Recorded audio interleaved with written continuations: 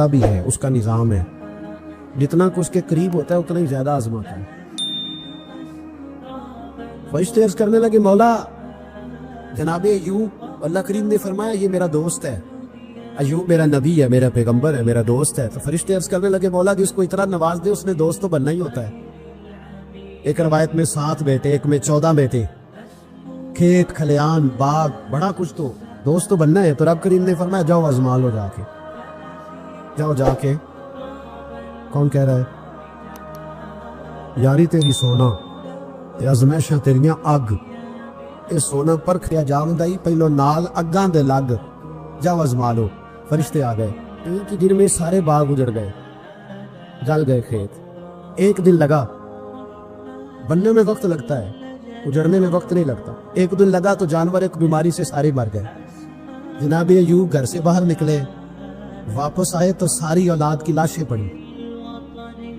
بڑا مشکل مسئلہ ہے نا، لیکن زبان پہ ایک ہی لفظ ہے، انا للہ و انا الیہ راجعون۔ حضرت ایوب صبر سے، حوصلے سے، اطمینان سے، اس پر بس نہیں، اللہ کے نبی پیغمبر، یہاں تو جو 5 نمازیں پڑھتا ہے وہ کہتا ہے مجھے بخار کیسے ہو گیا، اللہ میں نمازی ہوں، میں تو روزانہ سورۃ یاسین پڑھتا ہوں، میرے گھر میں فاقہ کیسے آ گیا، میں تو روزانہ صبح قرآن شریف کھولتا ہوں، پھر بھی حضرت جی میرے گھر کے اندر بیماری کا کیا لینا دینا۔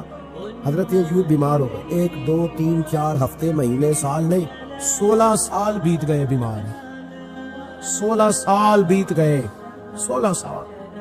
حضرت ایوب علیل ہے۔ ایک دن زوجہ قریب آئیں تو کہنے لگی آپ اللہ کے نبی ہیں، آپ جو بھی دعا کریں مالک قبول فرما لیتا ہے، دعا کریں آپ کو شفا دے دے۔ جناب ایوب فرمانے لگے ایک بات تو بتا، شفا کتنے دن رہی ہے؟ کہنے لگی 7 سال۔ فرمایا کھیت کھلیان اولاد مال دولت کتنا عرصہ رہا؟ کہا 7 سال، 60۔ آپ فرمانے لگے بیماری کو کتنے سال ہوئے؟ کہا 16 سال۔ فرمانے لگے ذرا مجھے تکلیفیں اور بیماریوں کو بھی 60 سال ہو لینے دے، پھر دعا بھی مانگ لوں گا۔ تو برابر تو ہو لے، ابھی تو صرف 16 ہوئے، اور 60 ہو لے، دعا مانگ لو۔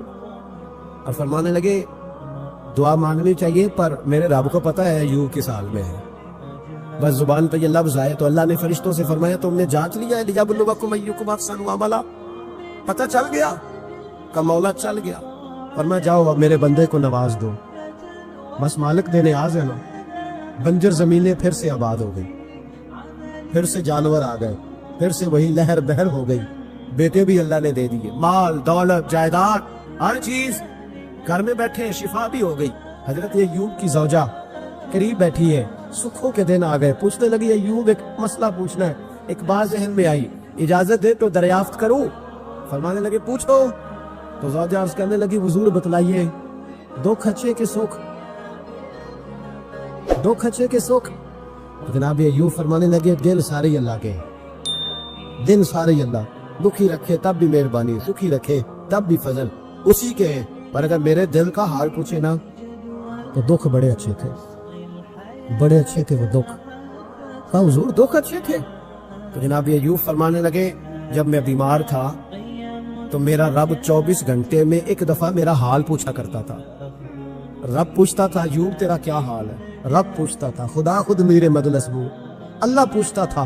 فرماتے 12 گھنٹے اس مزے میں ہی گزر جاتے تھے کہ میرے رب نے میرا حال پوچھا ہے، 12 گھنٹے اس کیف میں بیت جاتے کہ اللہ نے حال پوچھا ہے۔ اور فرمایا اگلے 12 گھنٹے میں انتظار کرتا رہتا تھا کہ رب دوبارہ کب حال پوچھے گا۔ فرمایا 24 گھنٹے میں ایک دفعہ پوچھتا تھا، دوار عمر دراز مانگ۔ جو سب سے زیادہ اللہ کو پسند ہے نبیوں کے بعد ولیوں میں، اور سب سے زیادہ اللہ جس کو اللہ کی بارگاہ میں عبادت گزار لکھا جاتا ہے، میری اس بندے سے ملاقات کرنا۔ تو حضرت جبریل نے جناب یونس علیہ السلام کو ساتھ لیا تو ایک شخص کے پاس پہنچے جو آنکھوں سے اندھا تھا، دونوں ہاتھ اس کے سلامت نہیں تھے اور پورے جسم میں پیپ جاری تھی، ریشہ تھا۔ جب جا کے السلام علیکم کہا نا حضرت یونس نے، اس نے وعلیکم السلام کے بعد پہلا لفظ پتہ کیا کہا؟ اس نے کہا یا اللہ تیرا شکر ہے، یا اللہ تیرا، آپ بھی ادا کریں اللہ کا شکر، یا اللہ تیرا، اللہ تیرا شکر ہے۔ حضرت یونس علیہ السلام کہنے لگے تو شروع سے اس طرح کا ہے، نابینا بھی اور ہاتھوں سے معذور بھی اور سارا جسم شروع سے؟ تو بڑے ہی خوبصورت لفظ اس بیمار نے کہے، کہنے لگے نہیں حضور میں بالکل ٹھیک ٹھاک تھا، جب تک میرے رب نے چاہا کہ یہ دنیا کو دیکھے تو تب تک اس نے مجھے آنکھیں دی، اور جب اس نے چاہا کہ اب اس کا دیکھنا بہتر نہیں تو اس نے واپس لے لی۔ تو یا اللہ تیرا شکر ہے، اللہ تیرا شکر ہے۔ پھر کہا جب تک اس نے چاہا کہ میرے ہاتھ رہے تب تک رہے، جب اس نے چاہا کہ میرے لیے بہتر نہیں تو اس نے لینی ہے، تو یا اللہ تیرا شکر ہے۔ جب تک اس نے چاہا کہ میرا جسم صحیح و سلامت رہے تو رہا، اور جب اس نے چاہا کہ میرے لیے بہتر نہیں تو مجھے بیمار کر دیا، تو یا اللہ تیرا شکر ہے۔ تو حضرت یونس علیہ السلام کا کہ جبریل واقعہ یہ اللہ کا سب سے زیادہ شکر گزار بندہ ہے، سب سے زیادہ عبادت گزار بندہ ہے، سب سے زیادہ۔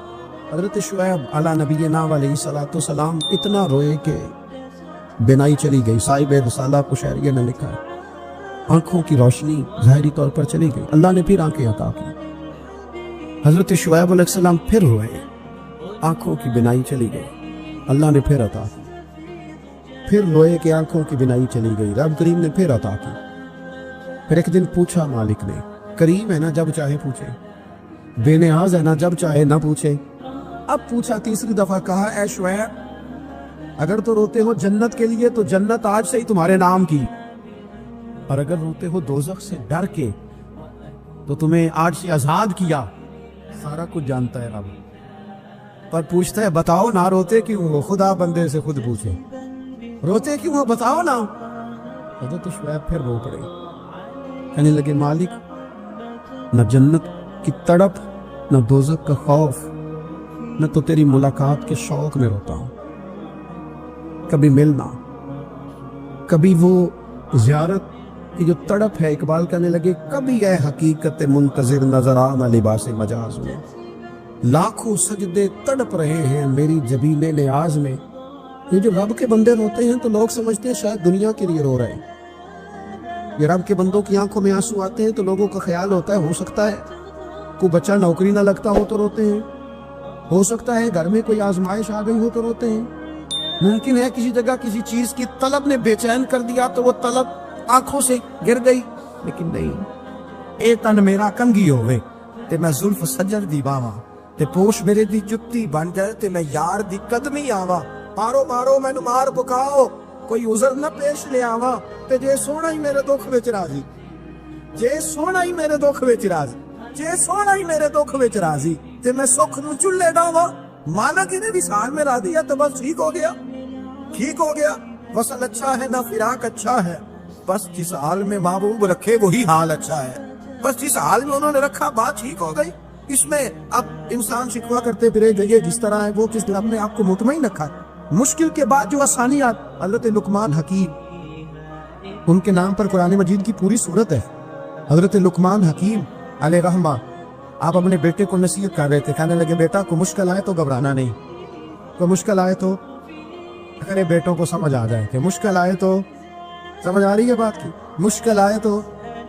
اور کیا خوبصورت جملے، بیٹے کو بٹھا کے کہتے بیٹا چھوٹی مشکل آئے گی تو اللہ بڑی مشکلات آسان کر دے گا، سمجھو چھوٹی مشکلات آئیں تو اللہ نے بڑی مشکلیں اس نے آسان کر دی۔ اور آپ کو بتاؤں اصل انسان ہوتا ہی وہ ہے جو مشکلوں میں جینے کا ڈب سیکھ جاتا ہے، وہ بن جاتا ہے جو کرب کے حالات میں جینے کا سلیقہ سیکھے۔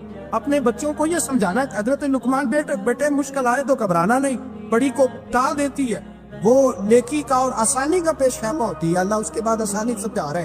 کچھ دنوں کے بعد کہنے لگے آؤ فلاں اللہ کے نبی کی ملاقات کو چلے، فلاں نبی علیہ السلام سے ملنے چلتے ہیں۔ اس زمانے میں جو نبی تھے ان سے ملنے چلے گئے، بیٹے دیکھو پاک کی آگ دی، گھوڑے پہ بیٹھے، امام ابن جوزی نے اس کو لکھا ہے، گھوڑے پہ بیٹھے تھے دونوں کے پاس گھوڑے تھے۔ اب رستہ بہت زیادہ تھا، کھانا ساتھ لے لیا، پانی ساتھ لے لیا، رستہ لمبا تھا، صحرا کا علاقہ تھا۔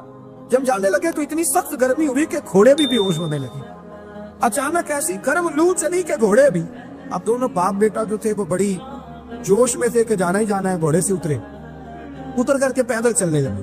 اب پیدل چلتے چلتے ذرا آگے گئے تو گرمی میں جتنا بندہ پیدل چلتا ہے اتنا پیاس بھی زیادہ لگتی ہے، تو پانی پیتے رہے، کھانا کھاتے رہے، کھانا پانی بھی ختم ہو گیا۔ تھوڑا آگے چلے نا، اس قدر تکلیف بڑی کہ حضرت جناب لقمان کے بیٹے کے پیر کے اندر ایک ہڈی پیوست ہو گئی، اتنی بڑی ہڈی تھی وہ اندر ہی چلی گئی، پیر خون کے فوارے گرنے لگے، بیٹا بھی ہوش حضرت لقمان اس کے سرانے بیٹھے تو بیٹا تھا نا، آنکھوں میں آنسو آ گئے۔ بیٹے نے آنکھ کھولی تو کہنے لگا ابا جی آپ تو صبر کرنے والے آپ رو رہے ہیں، اور میں بیٹے میں کیا کروں، میرے سینے میں جو دل ہے وہ ایک باپ کا دل، تو باپ جو ہوا تیری دکھ پر رونا ہے، بڑی مشکل سے دانت کے ساتھ ہڈی نکالی، हड्डी निकली तो खून भी चला। साहब ज्यादा कहने लगा, हुजूर आपने तो कहा था हर मुश्किल के बाद आसानी होती है, और छोटी मुश्किल दे के अल्लाह बड़ी से बचा लेता है, तो हम तो अच्छे काम चले थे, मुश्किल पे मुश्किल, मुश्किल पे मुश्किल, ये क्या है? हजरत लुकमान कहने लगे, बेटा ना तू आपकी हिकमतों को जानता है, ना पूरी तरह मैं जानता, लेकिन जो मैंने कहा था वो बात सच्ची है। फ़इन्न मअल उसरि युस्रा, इन्न मअल उसरि युस्रा। अल्लाह हर मुश्किल के बाद आसानी अता फरमाएगा, और फरमाया मेरा ईमान है कि जरूर जरूर अता फरमाएगा। ये बात कह रहे थे कि सामने से धुआं उठा, इतना सख्त धुआं उठा कि आपने सोचा शायद वहां बाती आवाज आते, वहां चलने लगे तो पीछे से किसी ने आवाज दी, ठहर जाओ, रुक भाई, रुक गए। थोड़ी देर गुजरी तो कहा रुक जाओ। जब रुके एक बोलने वाला बोला, कहने लगा तुम्हारे लिए थोड़ी देर के बाद जानवरों का बंदोबस्त कर दिया जाएगा, खाने का भी बंदोबस्त हो जाएगा, बच्चे का पैर भी सही हो जाएगा, चले जाना, लेकिन जरा ठहरो। हजरत लुकमान कहने लगे, बोलने वाले तू कौन है? तो कहने लगे, मैं अल्लाह का फरिश्ता हूँ, मैं अल्लाह का फरिश्ता हूँ। कहा अल्लाह के फरिश्ते और ये सारा कुछ क्या है? तो फरिश्ता कहने लगा, असल बात ये है कि साहब ने बस्ती पर मुझे अजाब नाज़िल करने का हुक्म मिला था, आप बड़ी तेजी से आ रहे थे, मैंने रब से दुआ की कि अल्लाह इस बाप बेटे की गलती कोई नहीं, मेहरबानी फरमा। रब ने पहले आपको सहरा में उलझाया, फिर मेरी दुआ की बरकत से आपके घोड़े ठहर गए, फिर मेरी दुआ की बरकत से आपका पानी खत्म हुआ, फिर मेरी दुआ की बरकत से आपके बेटे को जख्म आया, फिर मेरी दुआ की बरकत से सामने से धुआं उठा। फरमाया ये जो तुम्हें मुश्किल पे मुश्किल आ रही थी, ये तो मेरा रब तुम्हें अजाब से बचाना चाह रहा था। ये जो तुम्हें मुश्किल पर मुश्किल आ रही थी, तो मेरा मालिक तुम्हें अजाब से बचा रहा, तुम समझ नहीं रहे थे। हजरत लुकमान ने बेटे की तरफ देखा तो बेटे कहने लगे, अब्बा जी बात बिल्कुल सच्ची है, अफ्तलु ज़िक्र ला इल्म। और फिर पढ़ने लगे, हस्बुनल्लाहु व निअमल वकील, निअमल मौला व निअमन नसीर। ये विर्द होने लगे। भाई जब तुझे मुश्किल आती है, आजमाइश आती, तो उस वक्त समझता है पता नहीं मेरे साथ क्या बनने लगा है। अल्लाह तबारक व तआला छोटी मुश्किल दे के तुझे बड़ी से महफूज रखता है। हजरत मूसा अलैहिस्सलाम फिरौन के दरबार में खड़े, चारों जानब दुश्मन ही दुश्मन है, जादूगर आ गए, उन्होंने सांप छोड़े, हजरत मूसा के हाथ में डंडा था। हजरत मूसा कहते हैं या अल्लाह क्या करूं? अल्लाह ताला ने फरमाया अपना सांप फेंक दो। कहना चाहिए था ना कि या अल्लाह एक ही कुछ है, इतने सांप है, बचाने के लिए डंडा है वो फेंक दो। डंडा फेंका जाता है, सांप को देख करके काबू किया जाता है। ये मेरा और आपका शौक है ना, लेकिन अंबिया किराम का अंदाज मुलाजा कीजिए मेरे अजीजों। अल्लाह फरमाते हैं डंडा, ऐ मूसा डाल दे अपना आसा। पहले नहीं फरमाया कि सांप बन जाएगा, फरमाया बस तू डाल दे। मैं और आप होते हैं तो शाम सामने है, डंडा हाथ में, हम कहेंगे अजीब बात है, यही तो दिफा की चीज है, इसी को डाल दूं तो बचूंगा कैसे? कल डाल दो तो हजरत मूसा ने डाल दिया, कहा मेरे रब का हुक्म है तो मेरे लिए बेहतर ही होगा। अल्लाह फरमाते हैं जब मूसा ने डाला तो मैंने उस डंडे को, उस असा को अजदहा बना दिया। अब कभी असा भी अजदहा बने, कभी कभी छड़ी भी बहुत बड़ा अजदहा बनी है, लेकिन कुरान कहता है जनाबे मूसा ने डाला तो अल्लाह ने अजदहा, बल्कि उससे पीछे चलिए, औरतें कमजोर यकीन की होती है ना। जनाबे मूसा पैदा हुए तो अल्लाह फरमाते हैं मैंने मूसा की माँ के दिल में बात डाली, माँ के दिल में संदूक में डाल के तो इसको दरिया में बहा दे। हजरत मूसा कलीमुल्लाह अलैहिस्सलाम के पास इजराइल रूह निकालने आए तो हजरत मूसा ने थप्पड़ मारा, आंख निकाल दी, वापिस गए। अल्लाह उन्होंने तो जलाल फरमाया, कहा मूसा अलैहिस्सलाम से कहिए बैल की पुश्त पर हाथ रखे, जितने बाल उनके दस्ते मुबारक के नीचे आएंगे उतने 1000 साल उनकी उम्र बढ़ा दी जाएगी। यानी मेरे कान में को बता दे कि जनाब 60 साल बढ़ गई, क्या आपके कान में को कह दे तो खुशी होती है कि नहीं? लेकिन ये हकीकत पसंदी नहीं, इसलिए कि 60 भी गुजर जाएंगे, 70 भी, ये हकीकत नहीं। हज़रत मूसा कलीम, चले मैं मिसाल देता हूँ, समझ ले 10 बाल, हालांकि बहुत ज्यादा आते होंगे, 10 बाल अगर हजरत मूसा के हाथ के नीचे आए तो 10,000 साल तो उम्र बढ़ गई ना। 10 यानी 10 साल नहीं, 10 नहीं, 10 बहुत ज्यादा थी ना। तो हजरत मूसा कलीमुल्लाह अलैहिस्सलाम से आके अर्ज किया गया हुजूर बैल की पुश्त पर हाथ रखें, जितने आपके हाथ के नीचे बाल आएंगे उतने 1000 साल उम्र बढ़ जाएगी। तो हजरत मूसा ने हकीकत पसंदी वाली बात की, फरमाया फिर क्या होगा? 10,000 साल के बाद फिर क्या होगा? का हुजूर जाना तो फिर भी है, पर मैं फिर अभी चलते। फिरौन को उसने वो ख्वाब देख लिया था कि एक सितारा उठेगा और फिर वो गिरेगा तो मेरी सारी सल्तनत को तबाह कर देगा। नजूमियों से उसने पूछ लिया, उसने कहा कि एक बच्चा पैदा होगा जो तेरी सल्तनत को तबाह करेगा। चाहिए तो ये था कि वो तौबा करता, लेकिन उसने क्या किया कि उसने बच्चों को कत्ल कराना शुरू किया। युसब्बिहूना बनाकुम, ज़िबा करा देता था तुम्हारे बेटों। اور بچیوں کو وہ زندہ رکھتا تھا. تو حضرت موسیٰ جب پیدا ہوئے تو ان کی والدہ نے پتہ کیا کیا, ان کو ایک صندوق میں بند کر کے دریا میں بہا دیا. اب دریا میں بہتے جا رہے ہیں تو ماں تھی تو پریشان بھی ہو گئی, ان کی ہمشیرہ کو کہنے لگی ذرا دھیان رکھنا کدھر جاتے ہیں. حضرت موسیٰ علیہ السلام دریا میں بہتے بہتے نا فرعون نے نا دریا کے کنارے مکان بنایا ہوا تھا. آپ کو پتہ ہے بادشاہوں کا ذوق ہوتا ہے, آج کل ہمارے جو حکمران ہیں انہوں نے اس کا نام فارم ہاؤس رکھا ہوا, میرا فارم ہاؤس, اور پرانے زمانے میں لوگ ڈیرا کہتے تھے. تو اس نے بھی اس طرح کا فارم ہاؤس بنایا ہوا تھا. وہاں پہ حضرت موسیٰ علیہ السلام تیرتے ہوئے تابوت کے اندر, صندوق کے اندر جا رہے ہیں.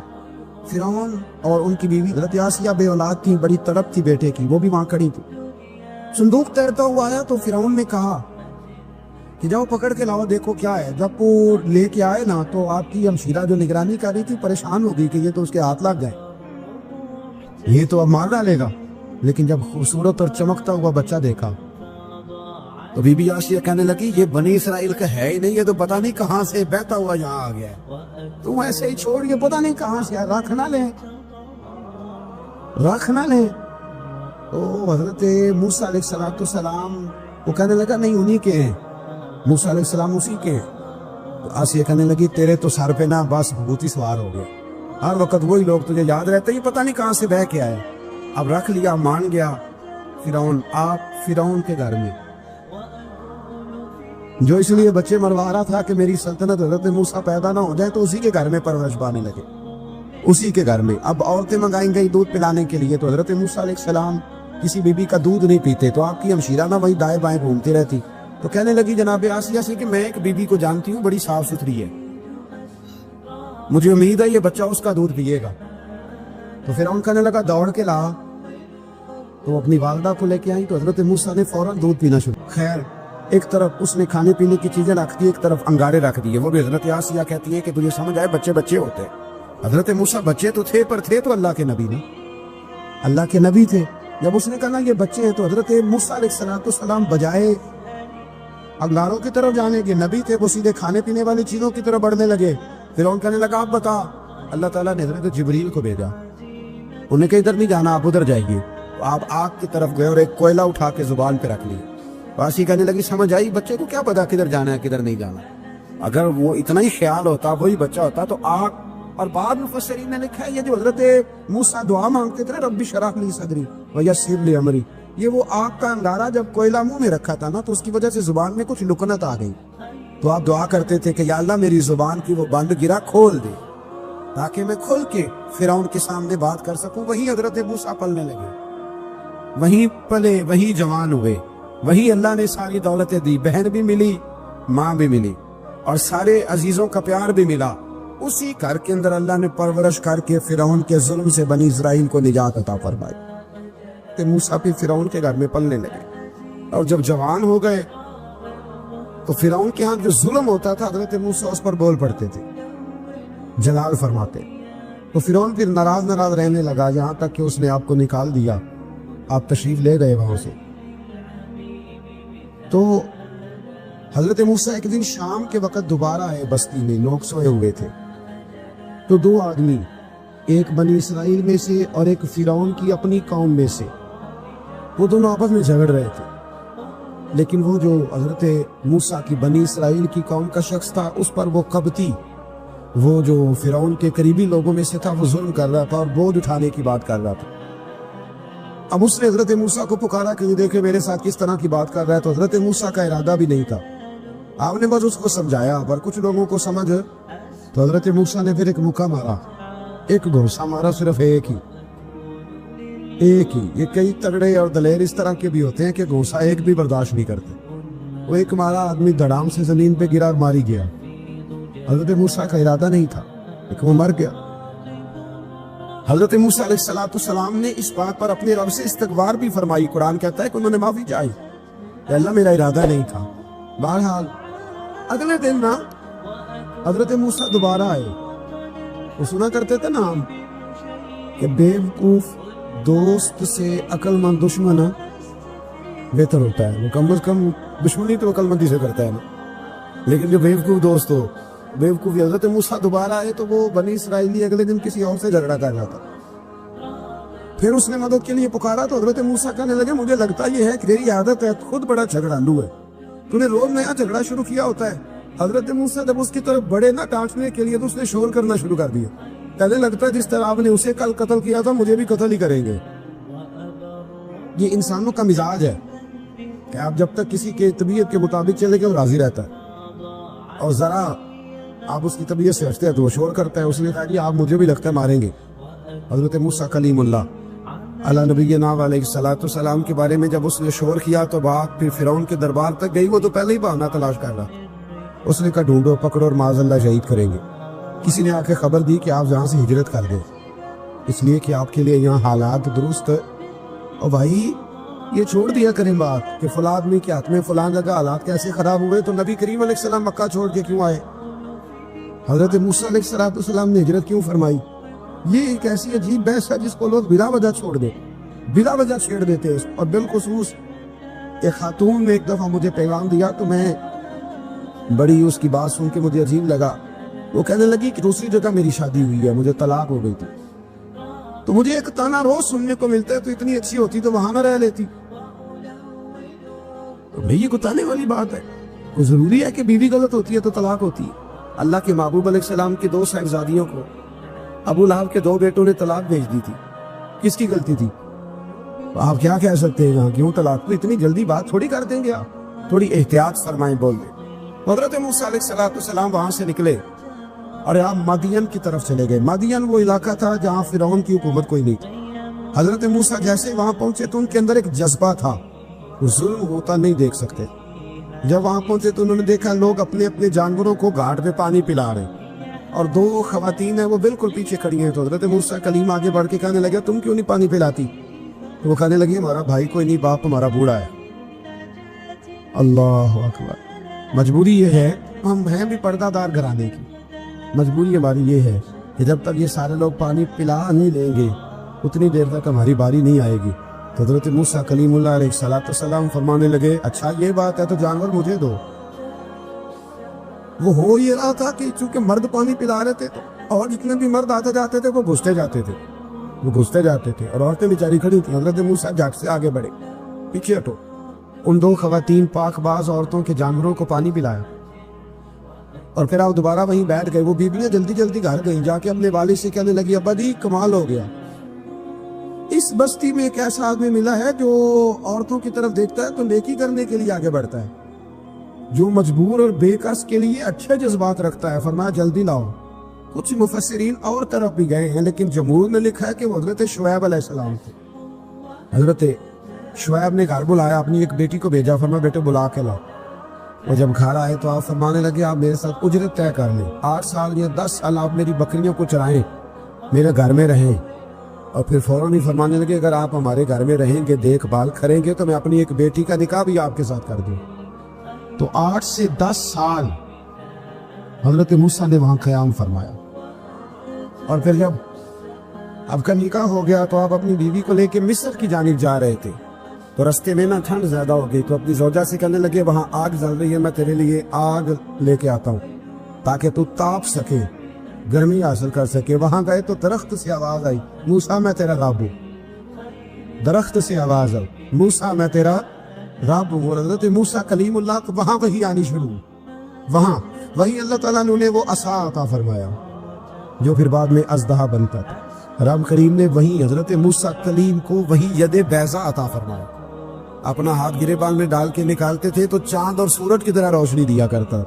ید بیضا لیے بیٹھے ہیں اپنی۔ میں کبھی کبھی کہا کرتا ہوں کہ مولا کے دینے کے انداز بڑے انوکھے ہیں۔ بھائی یوسف کو کنویں میں پھینکتے تو اللہ مصر کا حکمران بنا دیتا۔ تو پھر حضرت موسیٰ وہاں سے واپس آئے اور آ کر کے آپ نے دوبارہ وہ سارا نظام زندگی شروع فرمایا۔ موسیٰ علیہ السلام نے ان کو دعوت حق دی اور کہا کہ میں تمہارے پاس واضح نشانیاں لایا ہوں، بنی اسرائیل کو میرے ساتھ بھیج دو۔ فرعون نے معجزات پیش کرنے کے لیے کہا تو حضرت موسیٰ علیہ السلام نے اپنا عصا زمین پہ ڈالا، اپنا عصا اپنی چھڑی اپنا ڈنڈا زمین پہ ڈالا تو وہ ایک واضح اژدہا بن گیا۔ پھر حضرت سیدنا موسیٰ علیہ السلام نے اپنا ہاتھ گریبان سے نکالا تو وہ دیکھنے والوں کے لیے روشن ہو گیا، ہاتھ کے اندر نور پیدا ہو گیا۔ ید بیضا لیے بیٹھے ہیں اپنی آستینوں میں۔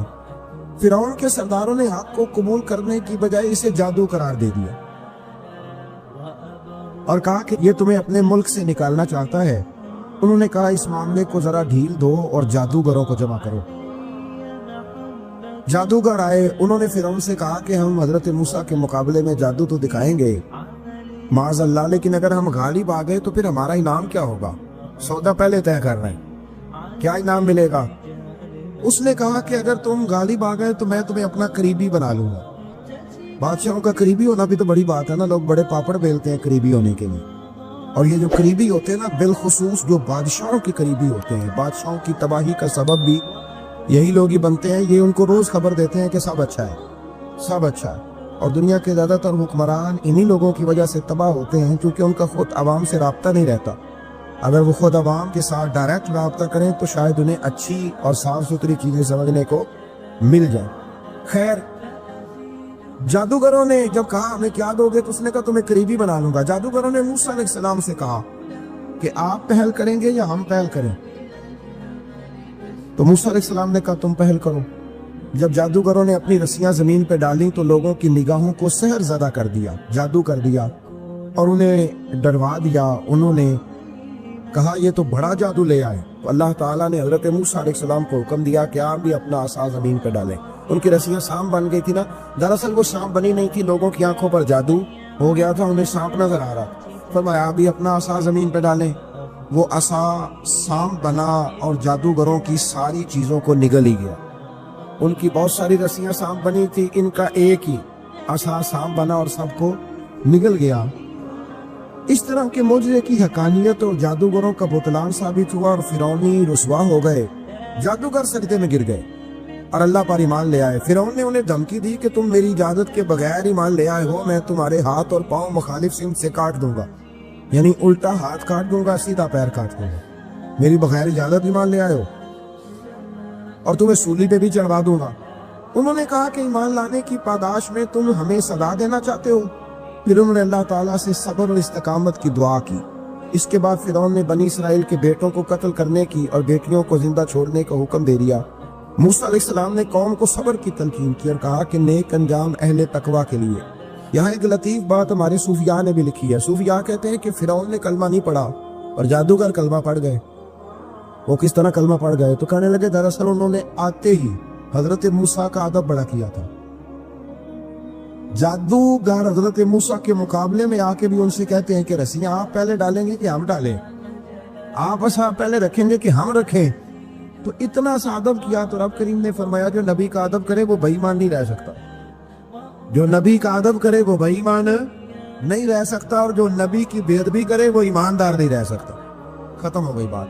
یہاں ہمارے صوفیاء نے یہ بات لکھی ہے کہ چونکہ انہوں نے آتے ہی کہا تھا کہ آپ پہلے ڈالیں گے یا ہم پہلے ڈالیں، تو حضرت موسیٰ سے انہوں نے پوچھ لیا، نبی کے پوچھے بغیر پہل لکھی، تو اللہ نے انہیں ایمان کی دولت عطا کر اللہ تعالیٰ نے فرعونیوں پر قحط سالی کا عذاب نازل کیا۔ فرعونیوں کا طریقہ یہ تھا کہ اچھائی کو اپنا کمال گردانتے تھے، کہتے تھے یہ ہماری طرف سے، اور برائی کو معاذ اللہ بدشگونی کے طور پر موسیٰ علیہ السلام کی طرف منسوب کرتے تھے، کہتے تھے معاذ اللہ آپ کی وجہ سے یہ سارا کچھ ہو رہا ہے۔ ہوتے نا نہیں کہتے ہیں جب سے میں وہاں گیا ہوں تب سے، ہمارے بزرگ ایک لطیفہ بھی سنایا کرتے تھے کہ کسی زمیندار نے نماز پڑھنی شروع کی تھی تو اس کے جانور مرنے شروع ہو گئے۔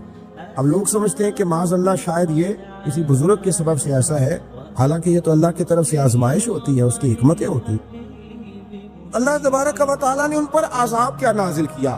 آیت نمبر 130 اور 143 کا بھی آپ سورہ اعراف کی پڑھیں، اللہ تعالیٰ نے ان پر ٹڈیوں کا، چوہوں کا، مینڈکوں کا اور خون کا عذاب نازل کیا۔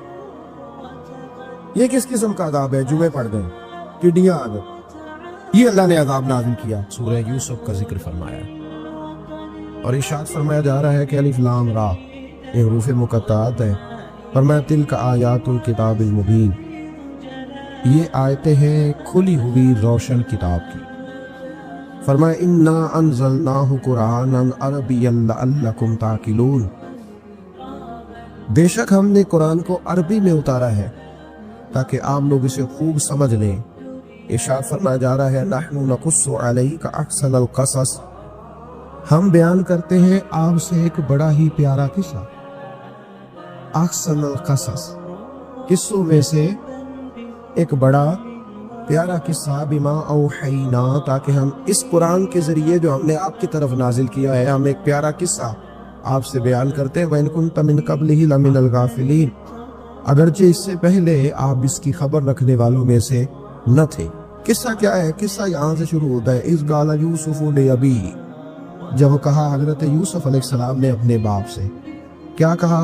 کہا یا ابدی، اے میرے باپ، انی رأیت احد عشر کوکبا، بے شک میں نے خواب میں دیکھے ہیں 11 ستارے، والشمس اور سورج، والقمر اور چاند، رأیتہم لی ساجدین، کہ وہ مجھے سجدہ کر رہے تھے۔ یہ خواب دیکھا حضرت ابراہیم علیہ السلام کے بیٹے حضرت اسحاق علیہ السلام، اور حضرت اسحاق علیہ السلام کے صاحبزادے حضرت یعقوب علیہ السلام۔ حضرت یعقوب علیہ السلام نے کئی نکاح فرمائے، اللہ نے آپ کو 12 بیٹے عطا فرمائے۔ 2 بیٹے تھے آپ کے، حضرت یوسف علیہ السلام اور حضرت بنیامین علیہ السلام، جو ایک والدہ سے تھے۔ حضرت یوسف علیہ السلام بڑے حسین و جمیل تھے، بڑے خوبصورت تھے۔ زندگی لوگوں نے ماں بیٹے کا پیار بیان کیا ہے، یہ وہ واقعہ ہے جس نے باپ بیٹے کا پیار بیان کیا اور انوکھے انداز میں بیان کیا۔ یعنی باپ اور بیٹے کے پیار کا بھی کوئی شخص کسی جگہ تصور کر سکتا، اسے ماپا اور تولا جا سکتا نہیں ہے۔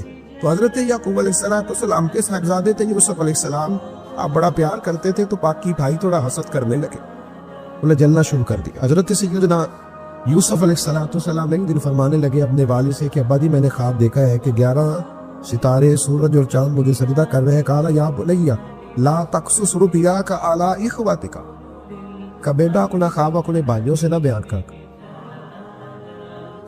اپنا خواب اپنے بھائیوں سے نہ بیان کرنا۔ فَيَكِيدُوا لَكَ كَيْدًا، ہو سکتا ہے وہ تیرے خلاف کوئی سازش رچے۔ کیوں رچے؟ اس لیے کہ ان الشیطان للانسان عدو مبین، بے شک شیطان آدمی کا کھلا ہوا دشمن، وہ ہر وقت وسوسہ اندوزی کرتا ہے۔ تو لہٰذا بھائیوں سے بات بیان آپ نے نہیں بیان کی۔ آہستہ آہستہ نہ وہ حسد بڑھتا، حسد بہت بڑی بیماری ہے۔ اگر نبیوں کے بیٹوں میں ہو سکتا ہے تو عام انسانوں میں کیوں نہیں ہو سکتا؟ انبیاء کے بیٹے اگر کر سکتے ہیں تو عام لوگ بھی۔ آپ جب کسی شخص کو دیکھیں نا کسی کے بارے میں کچے جملے بول رہا ہے، کمزور بات کر رہا ہے، تو پہلے اچھی طرح ٹٹول لے کہ حق بیان کرنا ہے یا صرف حسد کے بیچ رہ کے گفتگو کرنا ہے، بہت بڑی بیماری ہے۔ انہوں نے ایک چال بنائی کسوں نے مل کے کہ اس طرح کریں کہ ان کو کوئی سخت سزا دیں، انہیں قتل کر دیتے۔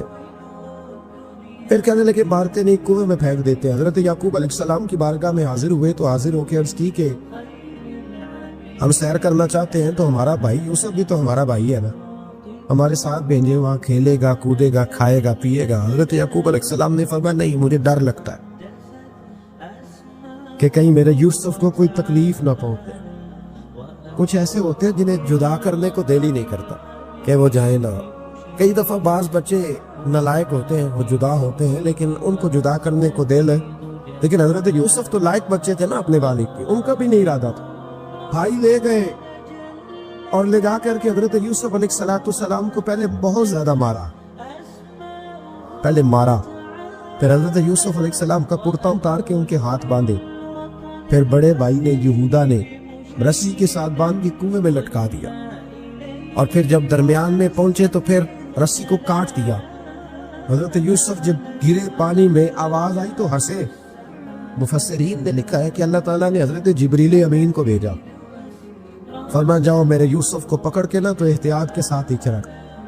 حضرت یوسف کو رکھ دیا گیا۔ 3 دن اور 3 راتیں جناب یوسف کنویں میں رہے۔ بچانے والا زیادہ بڑا، محفوظ رکھنے والا زیادہ طاقتور۔ 3 دن اور 3 راتیں کنویں میں رہے۔ انہوں نے کیا کیا کہ حضرت یوسف کا کرتا چونکہ اتار لیا تھا، 2 کرتے انہوں نے پہنے ہوئے تھے، بعد مفسرین نے لکھا ہے ایک تو کرتا وہ تھا جنہوں نے استعمال کیا، تو ایک کرتا بطور تعویذ کے حضرت یعقوب نے ان کے گلے میں ڈال دیا بطور برکت کے، تو وہ کرتا بھی ان کے گلے میں تھا۔ ایک کرتے سے انہوں نے باندھ دیا، دوسرا کرتا جو تھا نا اس کو خوند لگا کے نا بکری کا، تو حضرت یعقوب کے پاس آئے اور جب دروازے تک پہنچے تو شور کرنے لگے زور زور سے۔ حضرت یعقوب پریشان ہو کے باہر آئے کیونکہ وہ بکریاں بھی ساتھ لے کے گئے تھے، بکریاں چرایا کرتے، تو کہا بکریوں کو بھیڑیا تو نہیں پڑ گیا؟ تو کہنے لگے حضور بکریوں کو تو نہیں پڑا پر حضرت یوسف کو لے گیا ہے، اور حضرت یوسف علیہ السلام شہید ہو گئے۔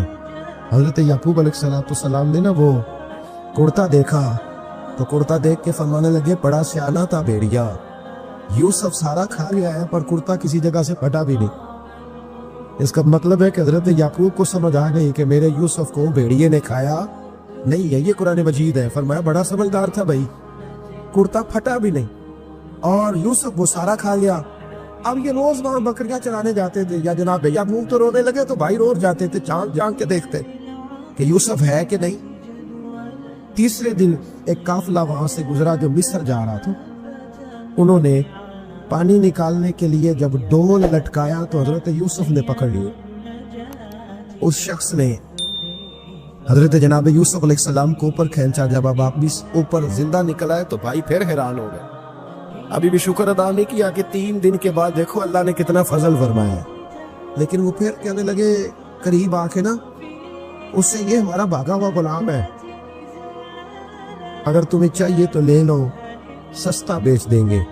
حضرت یوسف کا قول بعد مفسرین نے لکھا ہے، آپ فرماتے ہیں کہ مجھے جب انہوں نے تھپڑ مارے تو اتنی تکلیف نہیں ہوئی، کنویں میں پھینکا تو اتنی تکلیف نہیں ہوئی، تکلیف تب ہوئی جب انہوں نے مجھے بھائی نہیں مانا اور کہنے لگے یہ ہمارا بھاگا ہوا غلام ہے۔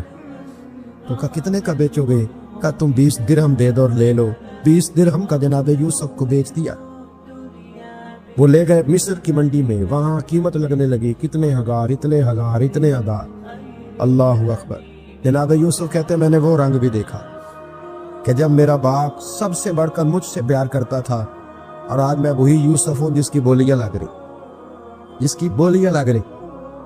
عزیز مصر آ گیا، مصر کا جو مالک خزانہ کا مالک تھا وہ شخص آ گیا۔ اس میں بھی کئی اقوال ہیں کہ وہ بادشاہ تھا کہ کیا تھا، بہرحال عزیز مصر آیا، خزانوں پر قبضہ اسی کا تھا۔ اس نے حضرت یوسف علیہ السلام کے وزن کے برابر سونا تول کے دیا، وزن کے برابر چاندی تول کے دی، وزن کے برابر اس نے ہیرے جواہرات دیے، پھر گھر لے گیا۔ جناب یوسف علیہ السلام فرماتے ہیں میں ایک آزمائش سے نکلا، جب گھر آیا تو بڑے سکون سے رہنے لگا۔ عزیز مصر نے اپنی بیوی زلیخا سے کہا اس کا خاص خیال رکھنا۔ فرماتے محبت ملنے لگی، پیار ملنے لگا، گھر میں بڑی خوشی سے رہنے لگا، پر اللہ کو کچھ اور ہی منظور تھا۔ آزمائش پر آزمائش ذرا دیکھیے گا، پہلے باپ کا پیار، پھر کنواں، پھر کنویں سے بچ گئے تو مصر کی منڈی۔ فرماتے وہاں سے میں بچ کے آیا، عزیز مصر کے گھر رہنے لگا، زلیخا فریفتہ ہو گئی، گناہ کی دعوت دینے لگی۔ تو حضرت یوسف نے کہا کال معاذ اللہ، میں اللہ کی پناہ چاہتا ہوں۔ سارے دروازے بند کر کے جب وہ پیچھے بھاگی، اصل حسین وہی شخص ہوتا ہے جو اپنے باطن کے حسن کو بچا لیا کرتا ہے۔ جو سوداگری کرنے لگے وہ تھوڑا حسین ہوتا ہے۔ حضرت یوسف علیہ السلام جب بھاگے تو اس نے پیچھے سے پکڑ کے کرتا کھینچا، کرتا پھٹ گیا۔ ابھی آپ دروازے تک پہنچ جاتے، عزیز مصر خود آ گیا۔ اس نے آگے کہا یہ کیا ہو رہا ہے؟ اس نے مکر کیا، زلیخا نے، کہنے لگی کہ ہونا کیا ہے، اس کو گھر میں رکھ کے پالا ہے، اب جوان ہوا ہے تو معاذ اللہ اس نے میرے طرف دست درازی کرنے کی کوشش کی۔ حضرت یوسف پھر خاموش ہو، بھائی بیچ رہے تھے تو پھر بھی خاموش تھے۔ کبھی کبھی کچھ چیزیں خاموش رہ کے سہ نہیں پڑتی۔ زخم میں زخم کھا کے جی، خون جگر کے کھونٹ پی، آہ نہ کر لبوں کو سی، یہ عشق ہے کو دل لگی نہیں۔ حضرت یوسف علیہ السلام پھر چپ ہے۔ زلیخا نے بڑی باتیں کی۔ ایک دانا آدمی تھا، قرآن کہتا ہے ایک بولا بولنے والا، ایک عقل مند بولا۔ اس نے کہا دیکھو نہ زلیخا کی سنو نہ یوسف کی سنو، اگر تو کرتا آگے سے پھٹا ہوا ہے تو پھر غلطی ہے جناب یوسف کی، اور اگر پیچھے سے پھٹا ہے تو پھر زلیخا کی غلطی۔ حضرت یوسف کی معاذ اللہ پھر غلطی۔ تو عزیز مصر نے کرتا دیکھا تو پیچھے سے پھٹا تھا، لیکن امام قرطبی کہتے ہیں وہ کوئی عقل مند آدمی نہیں، وہ تو 4 مہینے کا بچہ تھا، وہ ایک 4 مہینے کا وہ قریب تھا۔ حضرت یوسف علیہ السلام کی گواہی دینے کے لیے اللہ نے اسے زبان دی کہ زلیخا کے ماموں کا بیٹا تھا، 4 مہینہ کا گہوارے میں لیٹا ہوا، جب بادشاہ سے فیصلہ نہیں ہو رہا تھا اور بادشاہ پریشان تھا عزیز مصر کے، کسی کو جا کے بتاؤں گا تو کوئی کیا سوچے گا، اس کے گھر میں کیا کچھ ہوتا ہے۔ کہتے پریشان تھا تو پنگوڑے سے بچہ بول پڑا، کہنے لگا بادشاہ اگر تو کرتا آگے سے پھٹا ہے تو پھر معاذ اللہ غلطی حضرت یوسف کی، اگر پیچھے سے پھٹا ہے تو پھر زلیخا کی، تو کرتا پیچھے سے پھٹا تھا۔ حضرت یوسف کے حق میں گواہی مکمل ہو گئی۔ اب آہستہ آہستہ نا دربار میں محل میں بات پھیلنے لگی، تو بیویاں کہنے لگی اوہو زلیخا تو ایک غلام میں عاشق ہو گئی ہے، ایک غلام پہ تو زلیخا کہنے لگی تو مجھے میرا محبوب نہیں دکھا. یہ رٹے ڈالنے والے دیکھتے نہیں اور دور کھڑے رہ کے کہانیاں سناتے رہے. تو نے کہا تو نے ابھی دیکھا نہیں نا, تو نے ابھی یہ کیا پتا ہو کہ ماجرا کیا ہے. تو کہنے لگی نہیں تو غلام میں. اس نے کہا چلو تجربہ کراتی. ساری عورتوں کو بٹھایا, ہاتھ میں ایک سیم دیا, ایک چھری دی, اور جب پوری تیاری ہو گئی پھل کاٹنے کی عورتوں کی تو جناب یوسف سے کہا ذرا جھلک تو دکھاؤ. تو حضرت یوسف نے جب جھلک دکھائی تو قرآن کہتا ہے سیب کاٹنے کی بجائے ہاتھ کاٹ لی اور کہنے لگی اوہو یہ کوئی بشر نہیں, یہ تو کوئی فرشتہ ہے, یہ کوئی فرشتہ ہے, یہ تو کوئی اللہ تبارک و تعالیٰ کی طرف سے آنے والا کوئی کرامت والا, عزت والا, شان والا فرشتہ ہے. حضرت زلیخا کہنے لگی سمجھ آئیے پھر کہ مجھ پر شکوہ کرتی تھی. تو اب وہ بات بھی آہستہ آہستہ پھیلنے لگی کہ حضرت یوسف علیہ السلام کی غلطی نہیں, غلطی زلیخا کی. اب بادشاہ نے زلیخا سے کہا کہ اگر تو میں تیری بات کروں تو تیرے ساتھ میری بدنامی کا بھی ڈر ہے. کیا کرے؟ طے یہ پایا کہ حضرت یوسف کو جیل میں ڈال دیا. پہلے بھائیوں کے تھپڑ, پھر کنواں, پھر مصر کی منڈی, پھر زلیخا کا الزام, اور پھر باری آ گئی جیل جانے. حضرت یوسف علیہ السلام کو جیل میں, کچھ نے لکھا 12 سال جیل میں رہے, جیل میں ڈال دیا. حضرت یوسف علیہ السلام جیل میں کیا کرتے؟ باز فرماتے, تبلیغ فرماتے, لوگوں کو اللہ کی توحید کی دعوت دیتے. وہاں جیل میں نا ایک شخص نے خواب دیکھا. اس نے دیکھا کہ میرے سر پہ نا پرندے کھا رہے. تو حضرت یوسف کہنے لگے اس کی تعبیر یہ ہے کہ تجھے قتل کیا جائے گا, تیری لاش کچھ دیر پڑی رہے گی تو پرندے تیرے سر پہ آ کے بیٹھے گے, یہ تعبیر ہے. ایسا ہی ہوا, واقعی وہ شخص قتل ہو گیا. ایک شخص نے دیکھا کہ وہ شراب کشید کر رہا ہے. اس نے بھی تعبیر پوچھی تو آپ نے فرمایا تو اپنے بادشاہ کو بلائے گا. محسوس ہوتا ہے کہ اتنی دیر تک شراب ناجائز ہے نہیں تھی, تو اس کو شراب پلائے گا, یہ اس کی تعبیر ہے. وقت گزرتا گیا. وقت جو ہوتا ہے نا, وقت یہ خود بخود لوگوں کی بے گناہی ثابت کر دیتا ہے. ایک وقت میں نا پراپوگنڈا ہوتا ہے تو ہر آدمی پراپوگنڈے کا شکار ہوتا ہے. پھر جب وقت گزرتا جاتا ہے تو خود بخود وقت کا گزرنا کچھ چیزوں کا خود بخود حل بن جاتا ہے. حضرت یوسف علیہ نبینا علیہ السلام کو جب 12 سال بیت گئے تو بادشاہ نے عزیز مصر نے خواب دیکھا. اس نے خواب دیکھا کہ 7 موٹی تازی گائے دبلی پتلی گائے کو کھا رہے, اور 7 خشک بالیاں ہیں, اور 7 سرسبز و شاداب بالیاں ہیں. اپنے وزیر سے کہنے لگا کوئی تعبیر والا بندہ ملے. اس نے کہا کہ ایک بندہ ہے جس کی تعبیریں بڑی سچی ہے. وہ کون؟ کہنے لگے جناب یوسف. تو قید خانے میں پیغام بھیجا حضرت یوسف کو کہ خواب کی تعبیر بتائے. تو جناب یوسف نے یہ نہیں کہا پہلے مجھے باہر نکالو, یہ نہیں فرمایا. فرمایا تعبیر یہ ہے کہ جو 7 خشک بالیاں دیکھی ہے نا, اس کا مطلب ہے کہ 7 سال تنگ دستی رہے گی, اور 7 سرسبز بالیاں دیکھی ہیں تو پھر 7 سال اللہ خوشحالی دے دے گا. اور فرمایا یہ جو تم نے گائے دیکھی ہے موٹی تازی وہ کھا گئی, اور میں اس کی تعبیر یہ ہے کہ کوشش کرنا جو تمہارے پاس دن یہ چل رہے ہیں جن میں سرسبز و شاداب ہے کھیتیاں, تو 7 سالوں کے لیے اناج جمع کر لینا, بالیوں کے اندر ہی رہنے دینا, باہر نہ نکال. اور پھر اگلے جو خشک سال ہوگے نا, وہ جو جمع پونجی کی ہوگی نا, اس کی برکت سے وہ 7 سال آسانی سے. اس پر ہمارے مفسرین نے لکھا اس آیت پر, صوفیاء اور بزرگ تو کہتے ہیں نا سارا اللہ کے راستے میں دے دو, یہ بھی بات اچھی ہے, لیکن اگر کوئی اپنے بچوں کے لیے آنے والے وقت کے لیے کچھ چیزیں سنبھال کے رکھے تو یہ بھی سورہ یوسف سے ثابت ہے. یہ بھی سورہ یوسف سے, تو یہ بھی کوئی ایسا فعل نہیں ہے جس پر کوئی شخص تنقید کر سکے. عام دام برسر مطلب حضرت یوسف نے جب تعبیر بتائی تو بادشاہ کہنے لگا کہ انہیں باہر نکالو. آپ فرمانے لگے میں نہیں نکلتا بھائی, نہیں نکلتا میں جیل سے, یہی ٹھیک ہوں میں. آپ کیوں نہیں نکلتے؟ کہنے لگے پہلے اعلان کر کے لوگوں کو بتا کہ میں بے قصور. وہ جو تو نے پراپوگنڈا کیا نا اپنے منہ سے اعلان کر. اس نے جناب زلیخا کو بلایا, ان عورتوں کو بلایا, وہ عورتیں ساری سامنے آئیں, انہوں نے گواہی دی کہ یوسف تو بے گناہ ہے. پر سال کتنے لگ گئے؟ اللہ اکبر, 12 سال لگ گئے.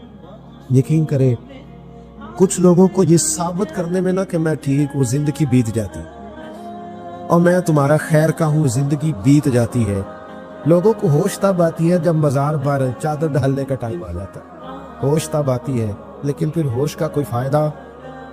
12 سال کے بعد بادشاہ نے ان کو بلایا اور کہنے لگا کہ یہ جو خواب میں نے آپ کو سنایا آپ کرنا کیا ہے؟ تو حضرت یوسف کہنے لگے تم سے کچھ بھی نہیں ہوگا, اگر کچھ کرنا ہے تو پھر یہ خزانے کی ذمہ داری میری لگاؤ.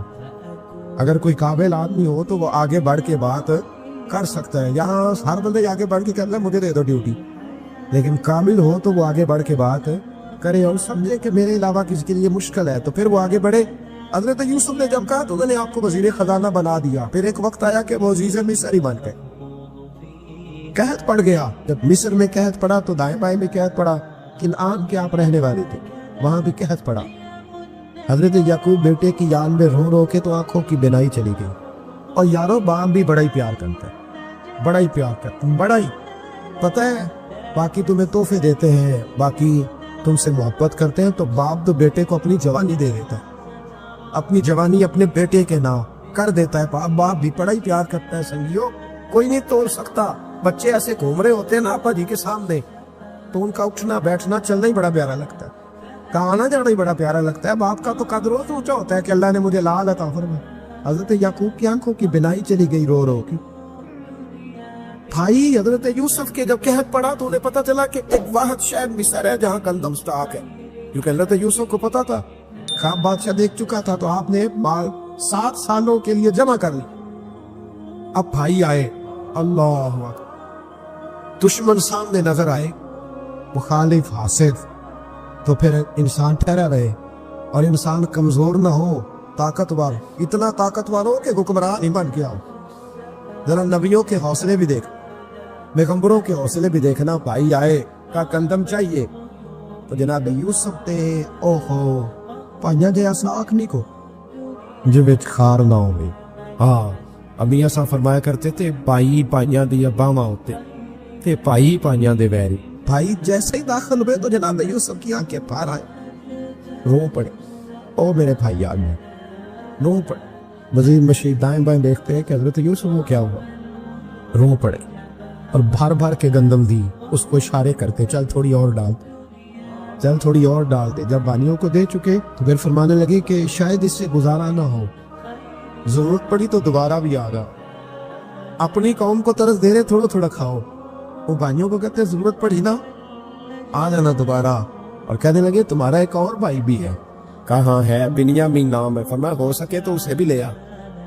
بھائی پیسے لے کے آئے تھے گندم لینے کے لیے, اور جب واپس جانے لگے تو حضرت یوسف نے ان کی رقم دوبارہ رکھ دی, وہ دوبارہ ان کی بوریوں میں رکھ دی. گھر جا کے انہوں نے کھولی تو گندم بھی تھی اور پیسے بھی تھے. اجنور سے پیسے تھوڑی وصول کر لیں. جا کے اپنے والد سے کہنے لگے ابا بادشاہ پڑھے دیکھے ہیں پر اس میں کوئی خوشبو دیکھی. تو اس نے کہا ہے کہ اپنے دوسرے بھائی کو بھی لے کے آنا, تو بنیامین کو لے جائیں. حضرت یعقوب فرمانے لگے پہلے بھی تم پہ بھروسہ کر چکا ہوں, بار بار نہیں کروں گا. یوسف گوا چکا ہوں. پوتے بول پڑے, کہنے لگے دادا جی آپ تو ہر وقت یوسف یوسف ہی کرتے رہتے. انہوں نے ضد کی, اصرار کیا, تو جناب بنیامین کو ساتھ وعدہ لے کے, عہد لے کے, قسم لے کے بھیج دیا حضرت یعقوب نے. جناب بنیامین بھی پہنچے مصر میں. یہ دونوں ایک ماں سے تھے, سگے دونوں تھے. حضرت یوسف نے جناب بنیامین کو دیکھا تو اپنے ساتھ بٹھا لیا, اور ذرا باتیں باتیں کر کے نا ادھر بیٹھ جاؤ, ادھر بیٹھ جاؤ. اچھا نہیں ہے جگہ, آپ ادھر آ جاؤ, میرے ساتھ بیٹھ جاؤ. بھائی تو نہ سکا, اچھا چلو ٹھیک ہے آپ ادھر آ جاؤ. بھائی کو ساتھ بٹھا لیا. ابھی جب چیزیں دینے لگے تو کان میں کہنے لگے, وہ پریشان تھے نا حضرت بنیامین کی, یہ بندہ کیا کر رہا ہے. کان میں کہنے لگے میں بھائی ہوں تیرا, میں یوسف ہوں. اس طرح کہا یار تھوڑے دن میرے پاس رہ نہیں چاہتا. حضرت بنیامین کہنے لگے رہ جاتا ہوں. رہ گئے جناب بنیامین. اب کہا نہیں میں نہیں بھیجوں گا. کچھ لوگوں نے یہ لکھا ہے کہ حضرت بنیامین کے جو بوری تھی اس کے اندر انہوں نے تھیلے کے اندر شاہی پیالہ رکھ دیا, اور فرمایا اس کو ہم نہیں جانے دیں گے. ہمارا پیالہ کیسے, یہ نہیں کہا کہ یہ چور ہے, کہا پیالہ کیسے آیا اس کے تھیلے میں, لہٰذا یہ بھی ہم لے گا, ہمارے پاس دیکھیں گے. باقی چلے گئے تو یہودا کہنے لگا کہ میں نہیں جاتا, میں یہی ٹھہروں گا, اس لیے کہ میں باپ کو کیا بتاؤں گا کہ پہلے بھی میں کرتا میں ہی لے کے گیا تھا یوسف کا, اب میں کیا بتاؤں گا. واپس گئے اور جا کے بتایا کہ جناب بنیامین کو انہوں نے رکھ لیا ہے, معاملہ بن گیا ہے. وہ کہتے ہیں کیسے پیالہ آیا ہے, شاہی پیالہ. حضرت سیدنا یعقوب علیہ السلام فرمانے لگے میں نے تمہیں پہلے ہی کہا تھا کہ تم میرے بنیامین کو بھی لے جا رہے ہو. پہلے میں بھروسہ کر کے یوسف کے معاملے میں پریشان ہوں. فرمایا اس طرح کرو, جاؤ ڈھونڈو جا کے میرے یوسف, اور ڈھونڈو جا کے میرے بنیامین کو, جاؤ تلاش کرو اللہ اکبر. بھائی دوبارہ آئے, گندم بھی ختم ہو گئی تھی. آتے ہی کہا کہ اے عزیز مصر, بڑی بری حالت ہے, ہم بڑے پریشان ہیں, ہمارے باپ کی رو رو کے آنکھیں